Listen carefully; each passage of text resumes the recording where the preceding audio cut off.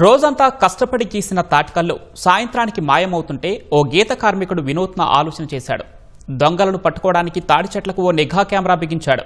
యాదాద్రి భువనగిరి జిల్లా మోత్కూరు మున్సిపాలిటీకి చెందిన శ్రవణ్ గత 10 ఏళ్లుగా గీత కార్మికుడిగా పనిచేస్తున్నాడు.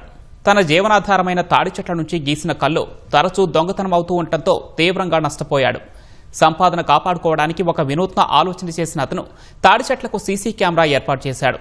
ఫలితంగా కెమెరాలు ఉన్నాయని తెలియగానే దొంగతనాలు పూర్తిగా ఆగిపోయాయి.